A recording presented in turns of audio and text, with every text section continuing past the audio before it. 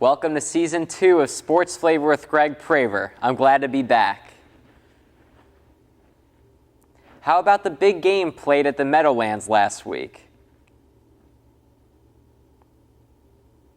To recap Super Bowl 48, that featured the top offense, the Denver Broncos, and the top defense, the Seattle Seahawks, the outcome left many of my friends disappointed at the Super Bowl party that I attended. The Seahawks blew out the Broncos 43-8. However, I was one of the few out of the large group who was satisfied with the game. I like scoring, and it was quite unique to see the Seahawks score 21 points off of Broncos turnovers.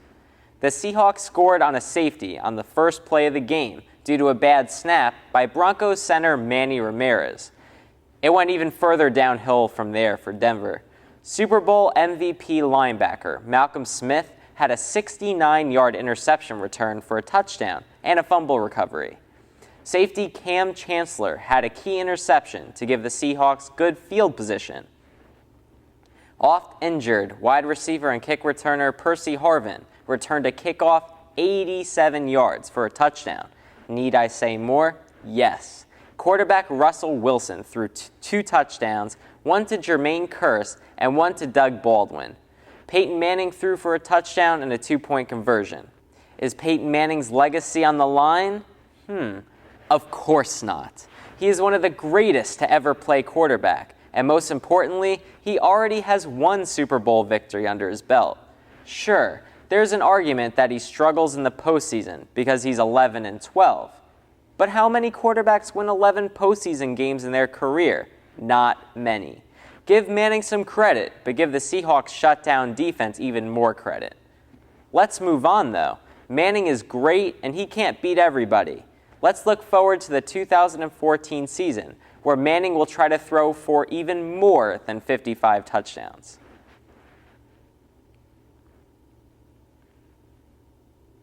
There have been many surprises in the NBA season so far.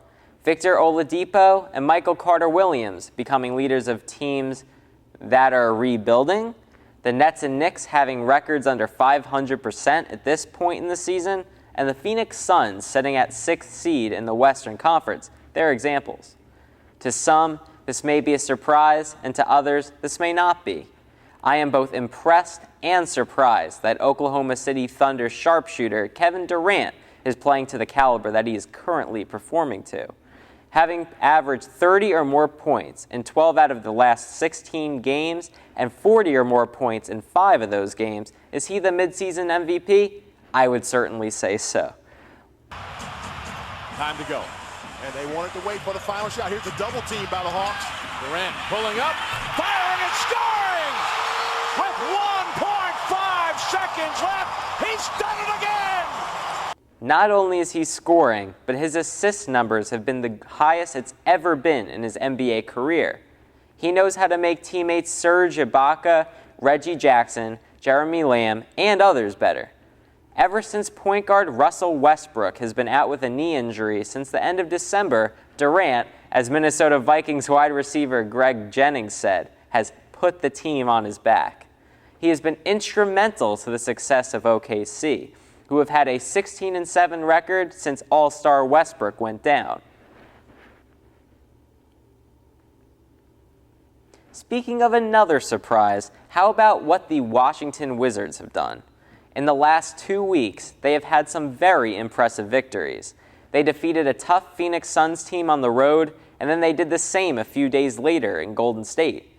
Then they came home and defeated Durant and the Thunder, and then a difficult team in Portland. These victories gave the Wizards a winning record for the first time since Halloween of 2009. Recently, though, they lost to the Spurs and Cavaliers, putting them under 500. Although they had those two recent losses, they still sit at the 5th seed in the Eastern Conference.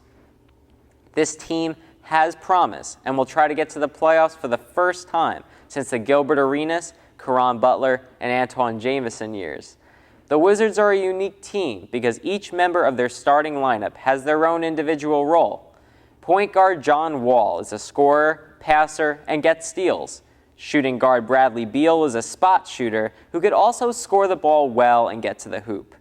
He complements Wall very well in the backcourt. Small forward Trevor Ariza is a defensive stopper.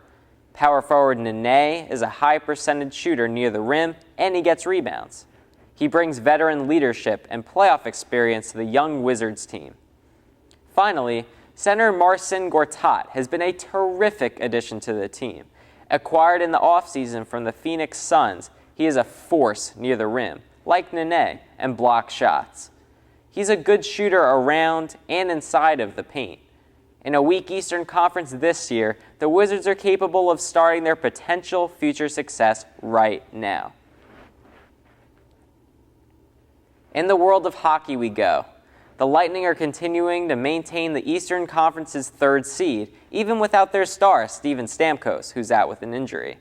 They continue to battle on the road, having a record of 16, 13, and 2.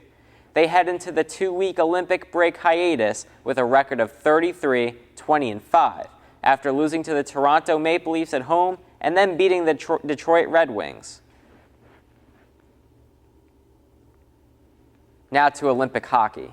Capitals star Alexander Ovechkin leads home team Russia. Penguins star Sidney Crosby leads team Canada. Devils star Patrick Elias leads the Czech Republic. Blackhawks star Patrick Kane leads the United States. And Rangers goaltender Henrik Lundqvist leads Sweden. The first game takes place on Thursday between Finland and Austria. There are lots of sports news to talk about, and it is certainly an exciting time for sports heading into the Olympics.